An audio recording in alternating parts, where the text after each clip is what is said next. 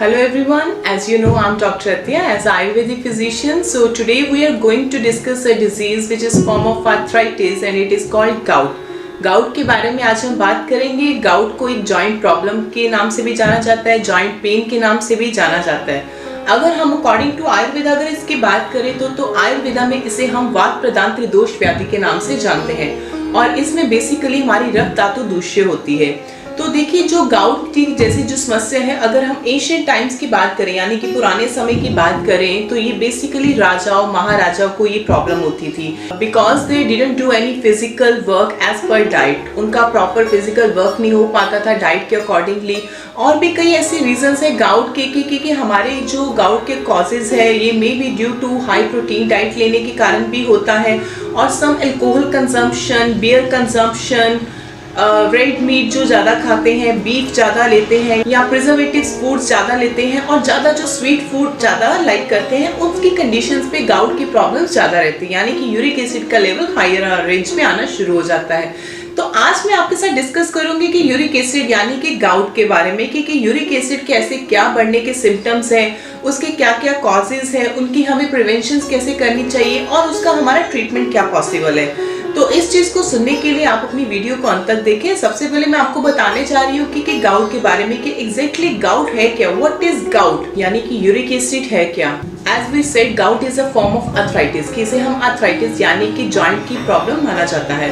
तो देखिए इस कंडीशंस में होता क्या गाउट में कि हमारे जो ब्लड में यूरिक एसिड का लेवल हाई रेंज में आना शुरू हो जाता है। जब यूरिक एसिड का लेवल हाई हो जाता है यानी कि राइज कर जाता है तो तब हम इसे गाउट के फॉर्म में ओरिजिनेट करते हैं यानी कि इसको हम डिक्लेयर करते हैं कि इट इज अ गाउट। और गाउट को डायग्नोज भी कैसे करना उस चीज के बारे में भी मैं आपके साथ डिस्कस करूंगी। देखिए सबसे पहले जो ब्लड में हमारे गाउट का यानी कि यूरिक एसिड का लेवल हायर होना शुरू हो जाता है तो उस कंडीशंस में हमारे वहां पे जॉइंट में मोनोसोडियम यूरेट के क्रिस्टल्स पैदा होने शुरू हो जाते हैं। मैं आपको एक एग्जांपल देती हूँ। लेट बी सपोज ये हमारा जॉइंट है, ये जॉइंट्स हमारा इजीली मूव कर रहा है, राइट। अब इन दोनों जॉइंट्स के मिड में यहाँ पे जॉइंट्स के बीच में एक साइनोवियल फ्लूइड होता है जिसे कि हम इजीली ग्रीस बोलते हैं कि जो मूवमेंट्स में और ग्लाइडिंग फॉर्म में इजीली उसको मूव कर रहा है। और इस दोनों जॉइंट्स के बीच में सरफेस में एक हमारे मोनोसोडियम यूरेट क्रिस्टल्स कलेक्ट होना शुरू हो जाते हैं जो कि वहाँ का जो सरफेस है वो काफी रफ होना शुरू हो जाता है। वो सरफेस रफ होने के कारण क्या है कि जब भी जॉइंट मूव करेगा तो वहां पे पेन होगी। पेन के साथ क्यों होगी? क्योंकि सरफेस जब रफ हो गया, ग्लाइडिंग मूवमेंट्स उसकी अच्छी नहीं हो रही, उसकी रगड़ अच्छी तरह से नहीं लग पा रही, तो वहां पे पेन के साथ साथ वहां पे स्वेलिंग भी होनी शुरू हो जाती है। स्वेलिंग के साथ साथ उसका आउटर टेम्परेचर यानी कि इसका जो आउटर कलर है वो भी चेंज होना शुरू हो जाता है जो कि रेडिश कलर में पता चलना शुरू हो जाता है कि ये हमारे जॉइंट्स में स्वेलिंग हो रखी हुई है। और एक चीज मैं आपको और बताऊंगी कि गाउट का जो प्रॉब्लम रहता है ये बेसिकली हमारे बिग टो में रहता है यानी कि सबसे जो लास्ट टो है हमारा पैर का, पैर के अंगूठे में ये प्रॉब्लम्स ज्यादा रहती हैं और स्टार्ट भी वहीं से ही होती है एज पर आयुर्वेदा और एज पर एलोपैथिक। दोनों के जो सिमिलर मतलब पॉइंट्स हैं, दोनों के थॉट्स हैं वो इक्वल में ही है कि इन दोनों का एक ही कहना है कि बेसिकली प्रॉब्लम हमारे बिग टो में ही रहती है। अब हम बात करें कि इसे हमें वात रक्त के नाम से भी इसको जाना जाता है। वात रक्त के नाम से क्यों जाना जाता है? देखिए हमने ब्लड का बताया कि ब्लड में हमारे काफी टॉक्सिन्स इकट्ठा होने शुरू हो जाते हैं जिस वजह से ये हमारी बॉडी में प्रॉब्लम क्रिएट करते हैं। और इन सब का भी एक रीजन है कि देखिए अगर हम कॉन्टिन्यूसली कंज्यूमिंग फूड करते हैं लाइक पंजेंट फूड लेते हैं, सोर फूड्स लेते हैं, तो जिसकी लेने से क्या रहता है कि हमारा जो ब्लड है वो काफी टॉक्सिक होना शुरू हो जाता है यानी कि हमारे जो रक्त धातु है वो दूष्य होनी शुरू हो जाती है। रक्त धातु दूष्य होने के साथ साथ हमारी बॉडी का जब ये मेटाबॉलिक सिस्टम भी एक्यूरेट नहीं रहता तो उस कंडीशंस में हमारा वात दोष भी एग्रीवेट हो जाता है। जब वात दोष एग्रीवेट हो जाएगा तो वात दोष का एग्रीवेट होने के कारण हमारा मेटाबॉलिक सिस्टम और पोर हो गया तो उस कंडीशंस में हमें इसे एक टर्म में क्या दिया गया, वात रक्त, कि गाउट को हम वात रक्त के नाम से भी जाना जाता है। अब हमारा अगला क्वेश्चन ये आता है कि गाउट जैसी जो समस्या मैंने आपको बताया कि ये सबसे ज्यादा अफेक्ट करती है हमारे बिग टो की यानी कि पैर के थंब में। बट पैर के थंब में ही ये ज्यादा एग्रीवेट क्यों होती है, कहीं और पार्ट में क्यों नहीं होती? बट सबसे पहले मैं आपको ये भी बताऊंगी कि इसका जो मेनली पार्ट है वो पेरिफेरल जॉइंट्स पे ही ज्यादा अफेक्ट करती है यानी कि आपका एंकल जॉइंट भी हो सकता है, आपका रिस्ट जॉइंट भी हो सकता है, आपके मेटाटार्सल्स भी जॉइंट्स भी हो सकते हैं। मेटाटार्सल जॉइंट्स किसको बोलते हैं? फिंगर्स को, यानी कि जो इस तरह से मूव कर रही है, उनको मेटाटार्सल जॉइंट के नाम से जाना जाता है। ये हमारे जो लार्ज जॉइंट्स होते हैं, यानी कि शोल्डर जॉइंट्स हो गया, हिप जॉइंट्स हो गया, ये यहाँ पे अपना ओरिजिनेट नहीं करता गाउट। इस कंडीशंस में रूमेटॉइड आर्थराइटिस की प्रॉब्लम होती है, ये भी हम आपके साथ अगले लेक्चर्स में जरूर डिस्कस करेंगे। देखिए गाउट में कंडीशंस पे क्या रहता है कि हमारे बिग टो में अफेक्ट करता है, बट बिग टो में क्यों? उस कंडीशंस पे क्या रहता है कि हमारा जो रक्त धातु है, रक्त है, ब्लड है, वो टॉक्सिक होना शुरू हो जाता है। जब ब्लड हमारा टॉक्सिक होना शुरू हो जाएगा तो हमारी बॉडी की ब्लड की सर्कुलेशंस प्रॉपर नहीं हो पाएगी। जब ब्लड की सर्कुलेशंस प्रॉपर नहीं हो पाती तो हमारे जो पैर का टो है वहाँ का टेम्परेचर काफी कम होना शुरू हो जाता है। जब टेम्परेचर कम होना शुरू हो जाएगा तो हमारी बॉडी का जितना यूरिक एसिड एक्सेस फॉर्म में बन रहा है तो वो वहाँ पे कलेक्ट होना शुरू हो जाएगा। जब वो वहाँ पे कलेक्ट होगा तो जो कि मैं आपको पहले बता चुकी हूँ कि कलेक्ट होने से हमें क्या क्या प्रॉब्लम्स आ सकती है, हमें सीवियर पेन हो सकती है, स्वेलिंग हो सकती है, वहाँ पे स्वेलिंग के साथ साथ कई पेशेंट्स को फीवर तक भी होना शुरू हो जाता है। तो इस तरह के सिम्टम्स पेशेंट्स को आने शुरू हो जाते हैं। तो बट हमारी क्वेश्चन दिमाग में ये आता है कि अगर इस तरह के सिम्टम्स आ रहे हैं तो इज इट गाउट और नॉट? हमारा सबसे पहले कोई भी पेशेंट्स अगर हमारे साथ इस तरह की हिस्ट्रीज लेकर आता है तो हमें उसका डायग्नोस करना सबसे हमारा मेन इंपॉर्टेंट रोल रहता है कि हमें उसको ये डायग्नोस करना है कि ये गाउट है कि नहीं है। It's may be due to infected arthritis भी हो सकता है या सेप्टिक आर्थराइटिस भी हो सकता है, किसी any kind of infection in your joints. तो उस चीज को हमें डायग्नोस जरूर करना है कि इज इट गाउट और नॉट। और हमारा एक और गाउट आता है सीडो गाउट। सीडो गाउट्स में क्या रहता है कि बेसिकली मैंने आपको बताया कि जॉइंट्स में हमारे मोनोसोडियम यूरेट के क्रिस्टल्स कलेक्ट होने शुरू हो जाते हैं, but in that condition pseudo gout में मोनोसोडियम यूरेट के क्रिस्टल्स कलेक्ट नहीं होते, इसमें कैल्शियम ऑक्सैलेट के क्रिस्टल्स कलेक्ट होते हैं। तो इस चीज को भी हमें डिस्कस करना, बट ये हमारा अभी टॉपिक नहीं है, हम सीडो गाउट के बारे में बात नहीं कर रहे हैं, हम बात कर रहे हैं गाउट के बारे में, ओनली गाउट। तो इसमें क्या है कि अभी हमें ये कंफर्म हो गया कि अगर हमें ये सिम्टम्स अपीयर हो रहे हैं तो हमें उस कंडीशंस पे हमें पेशेंट का सबसे पहले उसका डायग्नोस करने के लिए हमें उसके क्लिनिकल फीचर्स देखने चाहिए, जो कि पेशेंट्स ऑलरेडी बता रहे हैं कि उसको पेन है, स्वेलिंग है, सीवियर पेन हो रही है, उसके जॉइंट्स का कलर रेड हो गया है, अराउंड उसका टेम्परेचर कम हो गया है। इसके साथ साथ हमें और क्या क्या चेक करना चाहिए? अगर इन केस पेशेंट का यूरिक एसिड का लेवल हम टेस्ट करवाते हैं, उसका ब्लड टेस्ट करवाते हैं, यूरिन टेस्ट करवाते हैं, तो उसमें उसका यूरिक एसिड का लेवल बिल्कुल नॉर्मल आता है। तो बट पेशेंट्स की पेन बहुत ज़्यादा सीवियर रहती है, उसकी वहाँ की मूवमेंट्स में, ग्लाइडिंग में, चलने फिरने में उसको बहुत ज़्यादा प्रॉब्लम आ रही है। तो जरूरी नहीं है कि अगर उसके टेस्ट में कुछ नहीं आ रहा तो उसको कोई प्रॉब्लम नहीं है, तो उसके लिए हमें एक और टेस्ट करवाना चाहिए। यानी कि अगर उसका हम लोगों को क्या करना है कि देखिए 24 आवर्स में उसका यूरिन कलेक्ट करना चाहिए, यानी कि पूरे दिन उसने यूरिन हार्डली 1 से 2 लीटर तक उसका यूरिन एक्सक्रीट करता है। तो उस यूरिन को भी हमें इन्वेस्टिगेट करवाना चाहिए क्योंकि जिसमें हमें पता चल जाएगी कि उस हफ्ते में उसकी बॉडी में से यूरिक एसिड का लेवल कितना कम हुआ, कितना ज़्यादा हुआ। बिकॉज ऐसी कंडीशन पे जब हमारे यूरिक एसिड के लेवल में कुछ भी नहीं आता, रेंज बिल्कुल नॉर्मल आती है, बट पेशेंट्स को बहुत ज़्यादा पेन रहती है, तो उस कंडीशंस पे यूरिक एसिड बॉडी में हमारे फ्लक्चुएट करता है। तो उस फ्लक्चुएशंस की रीडिंग को एग्जैक्ट फॉर्म में लेने के लिए हमें यूरिन का टेस्ट करवाना चाहिए ओवरऑल वीकली। इसके अलावा हमें एक और इन्वेस्टिगेट करना चाहिए कि अगर उसके जॉइंट्स में, यानी कि ये जो जॉइंट्स था, जॉइंट्स के बीच में जो साइनोवियल फ्लूइड था, तो उस साइनोवियल फ्लूइड को हमें प्रिक करके निकालना चाहिए, रेदर स्ट्रिंग से निकालना चाहिए। तो जब हम साइनोवियल फ्लूइड निकालेंगे तो साइनोवियल फ्लूइड्स में हमें कुछ क्रिस्टल्स से भी महसूस होंगे, तो उस क्रिस्टल्स को और उस सैंपल को हमें माइक्रोस्कोप, एक स्पेशल माइक्रोस्कोप आता है, उस माइक्रोस्कोप से हमें ये चेक करना है कि उस पेशेंट्स में यूरिक एसिड का लेवल है कि नहीं है, जिससे कि हम ये डायग्नोस कर पाए कि पेशेंट्स को गाउट की कंडीशंस है या नहीं है, उसका हमें ट्रीटमेंट कैसा वाला करना चाहिए। इसके साथ साथ हमें पेशेंट्स का जॉइंट का एक्सरे भी करवा लेना चाहिए। जॉइंट के एक्सरे करवाने से हमें एक्सरे कैसे देखना चाहिए, उसमें क्या है कि जब हम एक्सरे करवाते हैं जॉइंट का जो सरफेस होता है वो बिल्कुल नॉर्मल रहता है, उसमें किसी भी तरह की कोई प्रॉब्लम नहीं रहती, बट जो उसकी आउटर सरफेस होती है उसमें कुछ ना कुछ चेंजेस आने शुरू हो जाते हैं, जिससे कि हमें ये क्लियर हो जाता है कि पेशेंट्स को गाउट का प्रॉब्लम है। और सम काइंड कंडीशंस में सीटी, एमआरआई ये सब करवाने की कई बार जरूरत नहीं पड़ती, हमें इन्हीं कंडीशन से सारा डायग्नोस हो जाता है। जैसा कि हम बात कर रहे थे कि गाउट इज कॉल्ड अ वातरक डिजीज, और वातरक डिजीज में क्या है कि इस कंडीशंस पे वात भी एग्रीवेट हो गया और ब्लड भी टॉक्सिक हो गया, और इन्हीं कंडीशंस पे ही हमें एग्रीवेट होने के कारण ही हमारे सामने 3 एस्पेक्ट्स आते हैं, जो namely diet, lifestyles and some psychological disorders. तो आज के टाइम पे हमने बहुत सारी चीजें हम गलत भी कर रहे हैं जो कि हमें नहीं क्लियर हो पाता, हम उन चीजों को इग्नोर कर देते हैं। जैसे कि हम लोग ये सब चीजें बहुत ज्यादा इग्नोर कर रहे हैं। सम टाइप ऑफ, जैसे कि today we have adopted a trend of consuming food items which are not freshly cooked. Like हम लोग ऐसे ऐसे आइटम्स भी ले रहे हैं जो कि मार्केट में प्रिजर्वेटिव फूड्स के फॉर्म में हमें अवेलेबल भी हो रही है, तो उन सब चीज़ों को हमें नहीं लेना।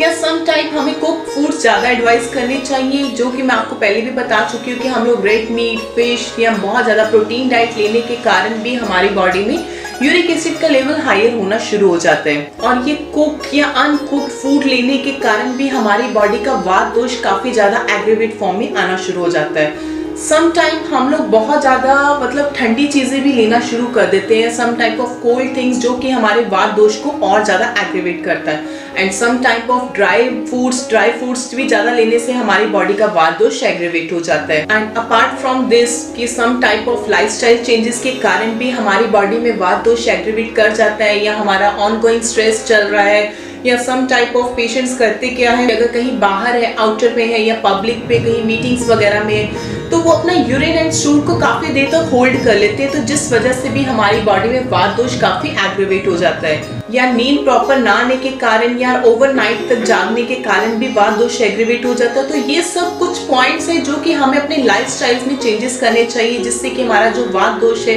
वो एग्रेवेट ना हो पाए। तो देखिए, इन सब वात दोष के एग्रेवेट होने के कारण हमारा बेसिक सबसे ज्यादा इफेक्ट हमारे मेटाबॉलिज्म पे पड़ता है। अगर मेटाबॉलिज्म हमारा एक्यूरेट नहीं हो पाया, हमारी डाइजेशन पुअर हो गई, तो उसी से ही हमारी मल्टीपल प्रॉब्लम्स ओरिजिनेट होती है।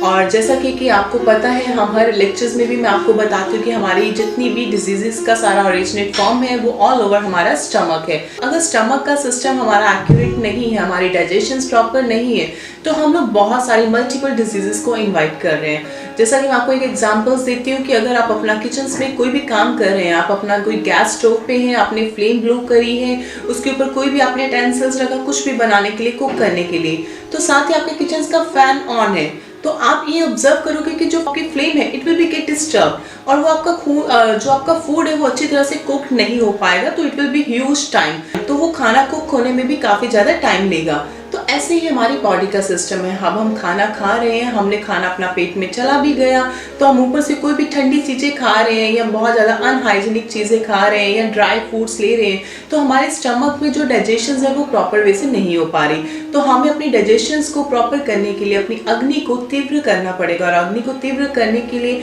हमारा बॉडी का मेटाबॉलिज्म एक्यूरेट होना चाहिए, हमारा डाइट इंटेक अच्छा होना चाहिए, हमारा लाइफस्टाइल एक्यूरेट होना चाहिए, और थर्ड थिंग्स, बेसिक थिंग्स कि हमारे तीनों दोषस बैलेंस्ड फॉर्म में होने चाहिए, यानी कि वात, पित्त एंड कफ। जब ये तीनों दोषस हमारे बैलेंस्ड फॉर्म में होंगे तो हमारी बॉडी बहुत ज़्यादा हेल्दी लाइफस्टाइल स्पेंड करेगी। अब हमारा अगला क्वेश्चन ये आता है कि हमारी जो ब्लड में बेसिकली जो यूरिक एसिड लेवल हायर क्यों हो जाता है, उसके क्या क्या रीजंस है। कि यूरिक एसिड तो नॉर्मली सबके बॉडी में होता भी है, जब हायर रेंज में चला जाता है, ब्लड में राइज हो जाता है, तो किस रीजन से होता है, तो हमें कौन से ऐसे पॉइंट्स हैं, कौन सी ऐसी प्रिवेंशन है जिसको कि हमें करना चाहिए, जिससे कि हम यूरिक एसिड यानी कि गाउट जैसी प्रॉब्लम से अवेयर हो सके। देखिए, सबसे पहला हमारा पॉइंट आ जाता है high protein intake. Protein diet बहुत ज़्यादा हायर क्वांटिटी में लेने के कारण हमारी बॉडी में जो यूरिक एसिड का लेवल है वो काफ़ी हायर रेंज में चला जाता है। अगर हम अपनी डाइट में प्रोटीन डाइट बहुत ज़्यादा इंक्रीज कर देते हैं, तो जैसे कि मिल्क प्रोटीन हो गया, या कुछ सम टाइप ऑफ पल्सेस हो गए, कॉटेज चीज़ हो गया, और मीट हो गया, एग्स हो गए, एक्सेट्रा, इस सब के कारण लेने से हमारी बॉडी में जो प्रोटीन का डाइट बहुत ज़्यादा हाई रेंज में चला जाता है, तो उस हाई रेंज में पहुंचने के कारण हमारी बॉडी का जो यूरिक एसिड लेवल है वो भी काफ़ी हायर स्टेज पे चला जाता है, जो कि हमारी बॉडी में प्रॉब्लम क्रिएट करता है। Second, cells breakdown. Cell breakdown होने के कारण भी हमारी बॉडी में यूरिक एसिड का लेवल हाई रेंज में चला जाता है। और अगर हम सेल ब्रेकडाउन की बात करें तो देखिए, हमारी बॉडी में मल्टीपल सेल्स है, और मल्टीपल सेल्स अपना काम भी करते हैं। अगर मल्टीपल सेल्स हमारे ब्रेकडाउन होने शुरू हो गए, वो किस रीजन से हो रहे हैं, may be due to starvation, fasting, reduced intake of food due to unavailability of desired foods items, trauma, या some type of surgical any हो, कोई आपके पेशेंट की सर्जरी चल रही हो, तो जिसमें कि हमारी बॉडी का जो फूड सिस्टम है वो काफ़ी गैप पीरियड में चला जाता है, उसकी बॉडी को मील्स प्रॉपर वे से नहीं मिल पाती, तो जिस कंडीशंस पे बॉडी वीक होनी शुरू हो जाती है। जब बॉडी वीक होनी शुरू हो जाती है तो हमारी बॉडी के सेल्स ब्रेक डाउन होने शुरू हो जाते हैं। जब सेल्स ब्रेक डाउन होने शुरू हो जाते हैं तो तब बॉडी का यूरिक एसिड का लेवल हायर होना शुरू होता है, यानी कि इंक्रीज स्टेज पे पहुंच जाता है। तो उस इंक्रीज स्टेज पहुंचने के कारण हमारे जॉइंट्स में प्रॉब्लम्स आनी शुरू हो जाती है, यूरिक एसिड हमारे जॉइंट्स में कलेक्ट हो जाते हैं और हमारे साइनोवियल फ्लूइड को डिस्टर्ब करता है, तो जिस कंडीशंस पे गाउट जैसी कंडीशंस पैदा हो जाती है। नेक्स्ट हमारा ये आ जाता है कि जो यूरिक एसिड का मेनली एक्सक्रीट होने का कौन सा वे है। देखिए सबसे मेन एक्सक्रीट होने का वे है यूरिन और स्टूल। अब यूरिन और स्टूल एक ऐसा एक्सक्रीशंस है कि जिससे कि हमारा बॉडी का एक्सेस फॉर्म में जो यूरिक एसिड बन रहा है तो वो एक्सक्रीट करता है। अगर some kind of kidney problems या किडनी की कोई पेशेंट्स है तो उसमें क्या यूरिन की जो क्वांटिटी रहती है यानी कि यूरिन की जो एक्सक्रीशंस पावर रहती है वो बहुत ज़्यादा कम होनी शुरू हो जाती है। तो उस कंडीशंस में पेशेंट्स का यूरिक का एसिड लेवल काफ़ी हाई रेंज में पहुंचना शुरू हो जाता है। Another reason may be due to some type of medications, tuberculosis medicine होती है जो एंटी टीबी मेडिसिन जिसको हम बोलते हैं, उसका भी इंटेक करने से हमारी बॉडी में यूरिक एसिड का लेवल हायर होना शुरू हो जाता है। और जो कार्डियक के पेशेंट्स होते हैं जो कि एस्पिरिन की जो मेडिसिन लेते हैं काफ़ी हायर रेंज में, उनमें भी यूरिक एसिड का लेवल काफ़ी हायर रेंज में जाना शुरू हो जाता है। या some type of diuretic medicine, जो डायूरेटिक मेडिसिन लेते हैं क्योंकि यूरिन को और ज़्यादा लाने के लिए, उस कंडीशंस पे भी हमारी बॉडी में यूरिक का एसिड लेवल काफ़ी हायर रेंज में आना शुरू होता है। देखिए डायूरेटिक्स में क्या है कि अब आप पॉइंट्स देखेंगे कि डायूरेटिक तो ऑलरेडी यूरिन को एक्सक्रीट कर रहे हैं बट वो आर्टिफिशियल प्रोसेस है, it is not a normal process. तो आर्टिफिशियल प्रोसेस से क्या है कि हमारे किडनीज पे ओवरलोड हो रहा है, उसको प्रेशराइज्ड हो रहा है कि वो अपना यूरिन एक्सक्रीट करे। तो उस कंडीशंस पे भी यूरिक एसिड लेवल काफी हाई रेंज पे जाना शुरू हो जाता है। अब ये था हमारे कॉजेज, सिम्टम्स, प्रिवेंशंस। अब हमें इन सबसे बाहर कैसे आना है, हमें इस चीज का ट्रीटमेंट क्या लेना चाहिए। देखिए ट्रीटमेंट लेने के लिए हमारे पास देखिए एलोपैथिक में अगर आप ऑलरेडी कई तरह के पेन किलर्स ले भी रहे होंगे और पेन किलर्स वगैरह ले रही है, एलोपैथिक ले रही है, this is not a permanent treatment, it is just a suppressive therapy. तो सप्रेसिव थेरेपी से क्या रहता है कि आप अपना जो पेन किलर्स ले रहे हैं तो फॉर टाइम बिंग आप बहुत अच्छा रिलीफ करेंगे और कुछ टाइम के लिए आप बेटर भी लगेगा क्योंकि हम बिल्कुल इस प्रॉब्लम से अवे हो गए कि हमें कोई प्रॉब्लम्स है ही नहीं।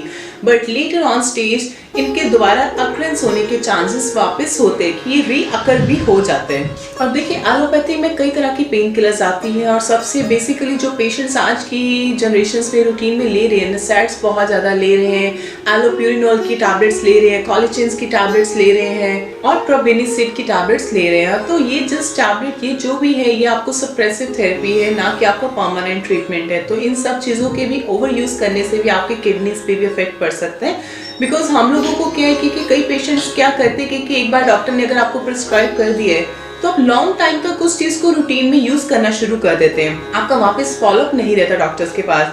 तो जिस कंडीशंस पे क्या है कि कोई भी मेडिसिन है, देखिए हर एक मेडिसिन का साइड इफेक्ट्स तो होता ही नो डाउट, बट हमें इसको किस वे में लेना चाहिए ये चीज़ें हमें क्लियर होनी बहुत नीडी है।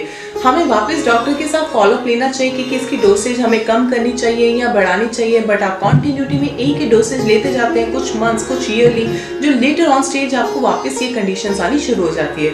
बट एज पर आयुर्वेदा मैं आपको ये एडवाइस देना चाहती हूँ कि इन सब चीज़ों को आप थोड़ा सा अवेयर करें और आयुर्वेदा के साथ टच हो जाएं। But if you want to get a permanent solution to get rid of gout, then you would once again need seek to help of Ayurveda, ayurvedic medicine. तो आयुर्वेदिक मेडिसिन एक ऐसा रूट है आपके लिए जो कि आपको इस प्रॉब्लम से अवेयर कर सकता है, जिसको कि कंटिन्यूटी में लेने के कारण आपको रीअकरेंस के चांसेस बहुत ज़्यादा कम होने शुरू हो जाते हैं कि वापस आपको इस तरह की कंडीशंस नहीं हो पाती।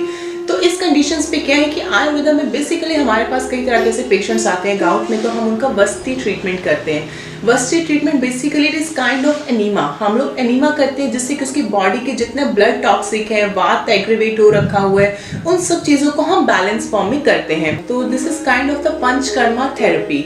और वस्ती ट्रीटमेंट में ये सब चीज़ें आपकी बॉडी में जितने भी टॉक्सिक है उन सब चीज़ों को आउट कर देती है, एक्सक्रीट कर देती है, जिससे कि आपका बॉडी काफ़ी ज़्यादा लाइट फील होना शुरू हो जाता है। और इन्हीं प्रोसेस के साथ साथ हम आपके डाइटरी लाइफस्टाइल्स, आपने इंटेक में क्या लेना है क्या नहीं लेना, वो भी सब चीज़ें हम अपने पेशेंट्स के साथ फॉलोअप में करते हैं। और ये जो पंचकर्मा का प्रोसेस रहता है ये मे भी कुछ डेज तक भी चलता है, कुछ मंथ्स तक भी चलता है, जिससे कि उस तरह के पेशेंट्स को गाउट का रीअकर के चांसेस बहुत ज़्यादा कम होने शुरू हो जाते हैं। So my recommendation to the gout patient as a Ayurvedic doctor is that you should meet to your Ayurvedic doctor. मैं ये नहीं कह रही कि आप मुझसे ही ट्रीटमेंट लीजिए, आपके किसी भी लिंक में कोई भी आपका आयुर्वेदिक डॉक्टर है जो कि आपके लिए बहुत अच्छा हेल्पफुल रहता है, बहुत ज़्यादा बेनिफिशियल रहते हैं, उनसे मिले, उनके साथ इस तरह के केसेस डिस्कस करके आपकी ट्रीटमेंट ले सकते हैं। अगर आप मेरे साथ ट्रीटमेंट लेना चाहते हैं मेरे यहाँ से, तो आप मेरे नीचे दिए गए नंबर पे भी कांटेक्ट करके संपर्क करके अपना ट्रीटमेंट ले सकते हैं। और देखिए वस्ती की हम बात कर रहे थे कि वस्ती में एनीमा का प्रोसेस रहता है क्योंकि जिसमें हम पेशेंट्स को प्रॉपर उसका वस्ती ट्रीटमेंट करते हैं। इसके अलावा हम पेशेंट्स का विरेचन भी उसको रिकमेंड करते हैं। विरेचन में क्या रहता है, कुछ सम टाइप ऑफ मेडिकेशंस रहती है जो उसको इनटेक करने के लिए देते हैं, जिससे कि उसका काफी ज्यादा उसको विरेचन फॉर्म में उसका बॉडी का जो टॉक्सिक है वो बॉडी से एक्सक्रीट होना शुरू होता है थ्रू स्टूल। तो ये जो प्रोसेस रहते हैं ये आयुर्वेदा में बहुत हेल्पफुल रहते हैं, बहुत हेल्दी भी रहते हैं, जिससे कि गाउट जैसी जो प्रॉब्लम है वो आपका परमानेंटली आप इस चीज़ से क्योर हो सकते हैं। और ज़्यादा से ज़्यादा इन कंडीशंस पे वाटर इनटेक हमें ज़्यादा करना है। वाटर इनटेक ज़्यादा करने से क्या है कि यूरिन से आपका बॉडी का जितना यूरिक एसिड लेवल कलेक्ट हो रखा हुआ है तो वो वाया यूरिन आपका एक्सक्रीट कर जाएगा। बट जो किडनीज के पेशेंट्स हैं उनको बहुत चीज़ों का ध्यान रखना चाहिए क्योंकि उनके लिए ओवर वाटर इनटेक करना उनके लिए थोड़ा सा हार्मफुल हो सकता है। जो भी केसेस है ये आप एक बार डिस्कस करने के बाद ही ये सब चीज़ें फॉलो करें। अगर आपको भी किसी भी तरह की कोई भी प्रॉब्लम है, if any type of gout problem, any type of arthritis, तो आप मुझे मेरे नीचे दिए गए नंबर पर आप संपर्क कर सकते हैं और आप अपना गाउट का परमानेंटली ट्रीटमेंट बहुत इजीली ले सकते हैं, जिससे कि आप अपनी ज़िंदगी जो अपना लाइफ है वो बहुत अच्छा हेल्दी स्पेंड कर सकते हैं। Thank you.